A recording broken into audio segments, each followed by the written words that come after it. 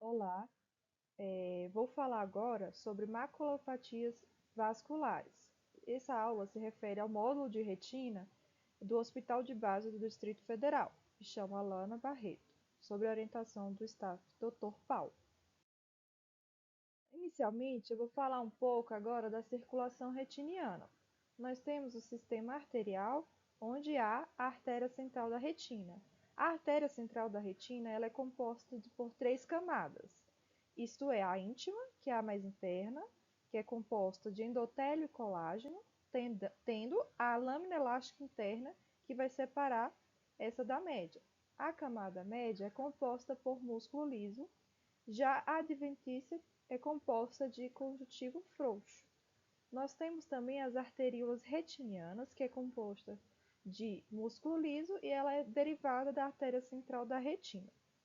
Nós temos os capilares, eles vão ser responsáveis pela irrigação dos 2 terços internos da retina.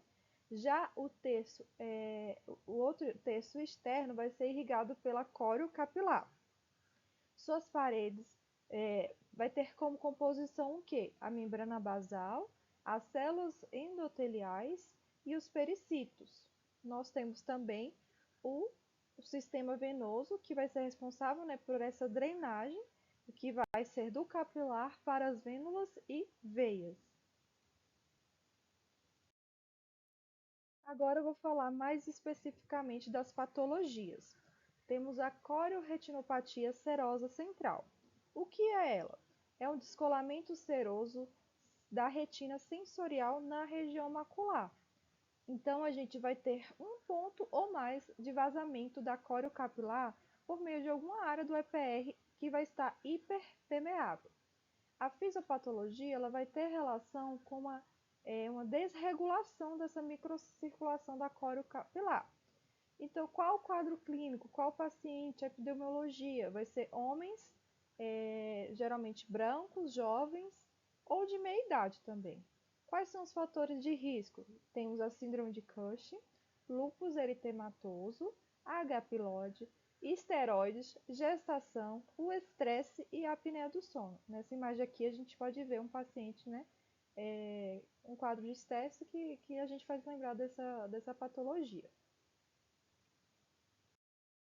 Então, como é a clínica? O paciente ele vai apresentar uma metamorfopsia, uma micropsia, ou seja, ele vai ver objetos de forma pequena, visão turva, lembra que é um quadro mais unilateral. Pode ter alteração das cores, escotoma central, uma hipermetropização por anteriorização dessa retina, né? A acuidade visual do paciente vai estar em torno de 20/20 a 20/200. E no fundo do olho, que a gente vai observar? Vai ser uma lesão oval, né, na região macular, e isso vai ser por conta desse acúmulo de fluido subretiniano. E além disso, vamos observar a perda do reflexo foveal. Como é a evolução dessa doença? O paciente, a maioria, vai ter uma melhora do quadro da acuidade visual em 3 meses, 3 a 6 meses. Inclusive, eles podem voltar a ter uma acuidade visual normal. Só que pode haver recorrência em 50% dos casos. Alguns pacientes vão desenvolver algum quadro mais crônico, em que essa doença ela vai durar mais de 12 meses. Então, o paciente vai ter uma degeneração desse EPR, desses fotorreceptores e vai ter uma perda importante da acuidade visual. Alguns casos podem evoluir com edema macular cistoide e neovascularização de coroide. Temos também a forma bolhosa, que a gente vai encontrar vários descolamentos serosos da retina do EPR que podem ser isolados ou múltiplos. Para investigação desses pacientes, a gente pode usar essa grade, né? Que a gente vai avaliar a metamorfopsia. Então, o paciente vai olhar para esse ponto e vai ver que há uma distorção dessas linhas. Aqui no exame de OCT, a gente pode ver uma separação sensorial do EPR e um pequeno descolamento subjacente do epitélio pigmentar. Também, para investigar, a gente pode avaliar com a angioflúor. A gente vai ter dois padrões. Na imagem A e B, vamos ter o padrão borrão de tinta. Então, a gente vai ter uma área hiperfluorescente que aumenta cada vez mais, né? Gradualmente. Em C e D, a gente vai ver uma aparência de fumaça de chaminé, que é a formação de uma coluna vertical. Outro exame que a gente pode utilizar é essa autofluorescência de fundo de olho, que vamos observar a diminuição focal da autofluorescência. Com relação ao tratamento da serosa central. Inicialmente, a maioria dos pacientes a gente vai observar por um período de 3 meses. Então, é importante falar que deve-se evitar o uso de corticoides, seja qual o tipo for. Além disso, pacientes que vivem em um ambiente estressante têm que buscar, né, terapia, uso de medicações que vai ajudar nesse contexto. Pode ser feito o laser, né, o laser de diodo de micropulso no local de vazamento, mas esse local tem que ser longe da fóvea, né, o ideal. Aqui nessa imagem a gente pode ver, né, o OCT antes e depois do laser. Também pode ser feita a terapia fotodinâmica. Ela é utilizada com redução da dose, que geralmente usa, né, nas outras como a neovascularização. O anti-VEGF, ele é utilizado se a gente vê uma membrana neovascular, né, ou se tiver uma vasculopatia polipoidal da coroide. Então, algumas medicações são controversas, como por exemplo o uso de ácido acetilsalicílico, beta-bloqueador, mifepristona. Então, tudo isso ainda está sendo estudado. Outra doença é a telangiectasia macular idiopática, conhecida mais também como ECTEL. É uma doença de etiologia desconhecida. Temos alguns tipos. A do tipo 1 é o tipo aneurismática. Ela tem relação com a doença de Coates. Em geral, é um quadro unilateral, pacientes homens jovens, e como é a clínica? O paciente vai apresentar uma baixa acuidade visual moderada ou leve, num olho só. E a gente vai ver a presença de telangiectasias e microaneurismas. Isso são manifestações mais precoces da doença, né? Aí, com a evolução da doença, vai formar aneurismas maiores, depósitos de lipídios e vazamento crônico, como a gente pode ver nessa imagem mais inferior. O tratamento pode ser feito laser na área de vazamento, a injeção intravítrea, né, com anti-VEGF, mas essa injeção geralmente é ineficaz.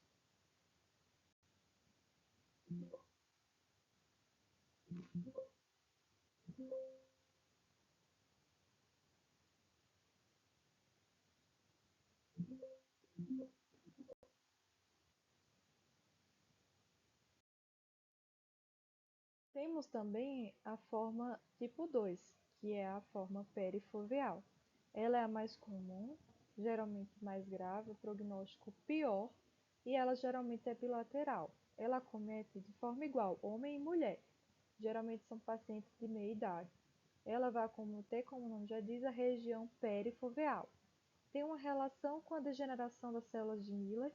A clínica vai ser paciente com baixa acuidade visual, que pode acometer, né, os dois olhos, e a paciente pode apresentar distorção visual.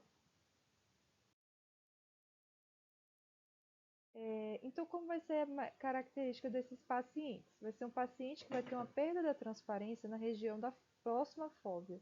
Inicialmente, ela vai ser mais temporal e depois ela vai circundar toda a fóvea, como a gente pode ver nessa primeira imagem A. Em B, como a gente pode ver, depósitos cristalinos superficiais. Em C, a gente vê essas telangiectasias parafoveais com pequenas vênulas. E em D, aqui seria uma pressão de pigmento. O ACT vai ser caracterizado por presença de pseudocistos perifoveais, como nessa primeira imagem, ou cisto subfoveal lamelar interior.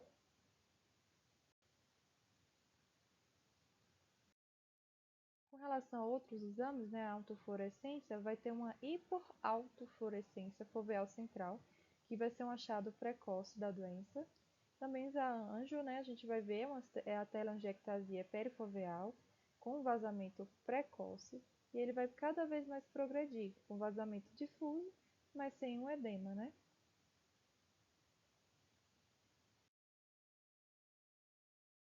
Então, como é o tratamento da telangiectasia perifoveal? Não é um tratamento específico. pode ser feito o anti-VEGF, né, em doenças proliferativas, se tiver neovascularização de coroide. Temos ainda um outro subtipo que é a telangiectasia oclusiva.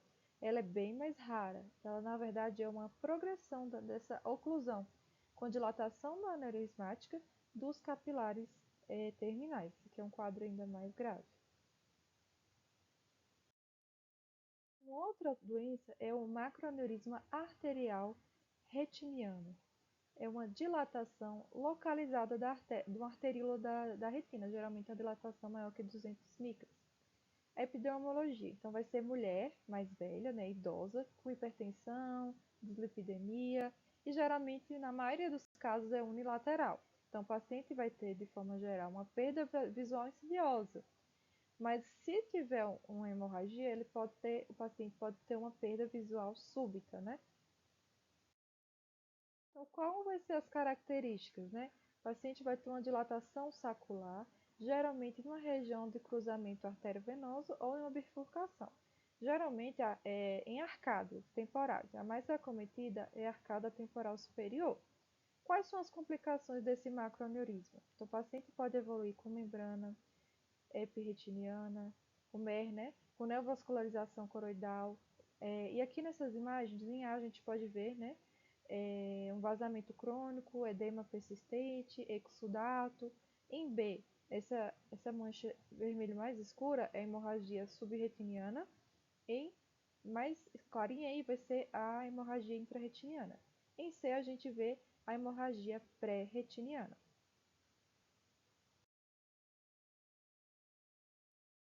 Agora a gente vai falar do OCT. O OCT ele serve para documentar esse edema ou para observar essa hemorragia subhialoide. A gente pode ver nessa imagem essa hemorragia subhialoide loculada. Com a anjo, né, a gente pode ver um preenchimento uniforme do macroaneurisma com vazamento tardio, mas pode ocorrer preenchimento incompleto se tiver área de trombose.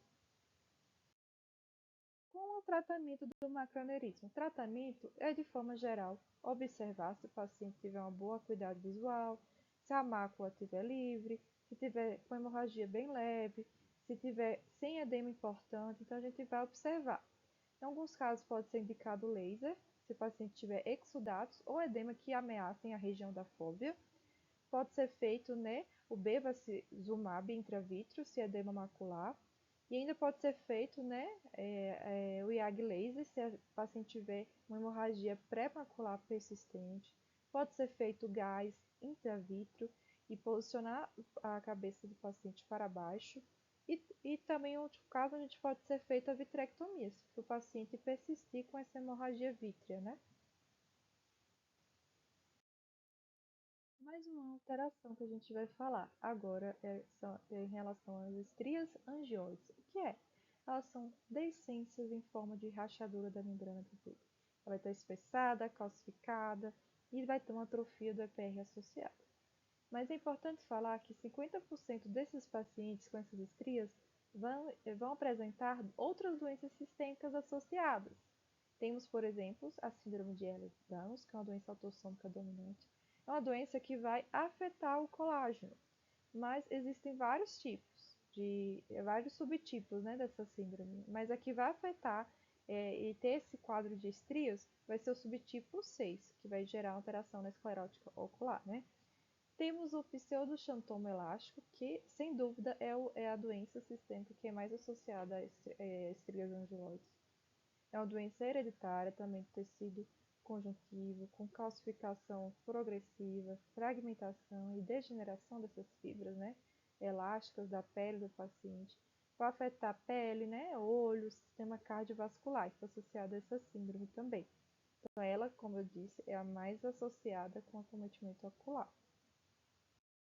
Além dessas outras, vamos ter também a doença de Paget, que é uma doença óssea metabólica progressiva e crônica, ou seja, vai ser uma doença que vai afetar o osso, né? Então, o paciente vai ter uma reabsorção de formação óssea excessiva de forma desordenada. Então, o paciente vai ter estrias, né, angioides em 2% desses pacientes. Além disso, algumas hemoglobinopatias, pacientes com trálcio, doença falciforme, talassemias, têm relação com essas estrias angioides. Então é importante sempre investigar esses pacientes. Então, qual é a clínica desse paciente? São pacientes com, quando a gente vai olhar, né, o fundo do olho, vai ter lesões lineares, meio vermelho, meio marrom, que vão ter margens irregulares e serrilhadas. Elas vão se comunicar em forma de anel ao redor do disco óptico, ou seja, elas vão estar formando um círculo, né, um anel em volta do nervo óptico. E ela vai irradiar para fora da área papilar.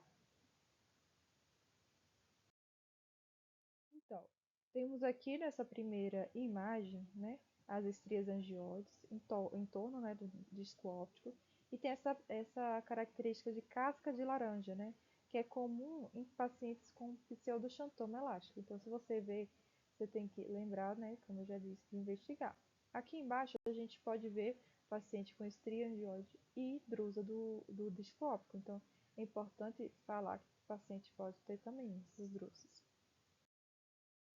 Além disso, temos algumas complicações. Quais são essas complicações? Os pacientes, a maioria vai ser assintomático, ele vai descobrir essas estrias de forma no exame de rotina, né? Mas alguns pacientes podem ter 70% pode evoluir com piora da acuidade visual. Uma complicação que mais gera perda visual vai ser a neovascularização do coroide. E além disso, é importante frisar que os pacientes eles têm uma tendência de ruptura de coroide após trauma. Então a gente tem que orientar esses pacientes ter bastante cuidado, usar óculos de proteção, porque qualquer trauma mínimo pode gerar essa ruptura, esse sangramento, como a gente pode ver aqui nessa imagem de baixo. Com relação aos exames, né? Tem a anjo aqui. Você vai pedir se suspeita de neovascularização do coroide. A gente vai observar um defeito em janela hiperfluorescente por conta da atrofia do EPR, que vai cobrir essas estrias que o paciente apresenta. Além disso, vai ter hipofluorescência pela hiperplasia do EPR. Então, mais especificamente, como vai ser o tratamento desses pacientes?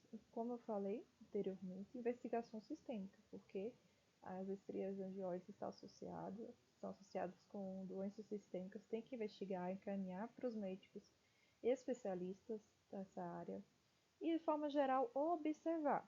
Né? A gente vai observar, acompanhar o paciente e orientar, como eu disse, usar óculos de proteção, evitar traumas, evitar esportes de contato, né? Porque o mínimo trauma pode ser suficiente para gerar esse sangramento. E se o paciente tiver uma neovascularização, o tratamento vai ser injeção intravítrea, né, de anti-VEGF. Mas você faz a injeção intravítrea, o paciente pode apresentar ainda uma recorrência dessa doença. Então, aqui se encontram as referências. Queria agradecer. Obrigada a todos.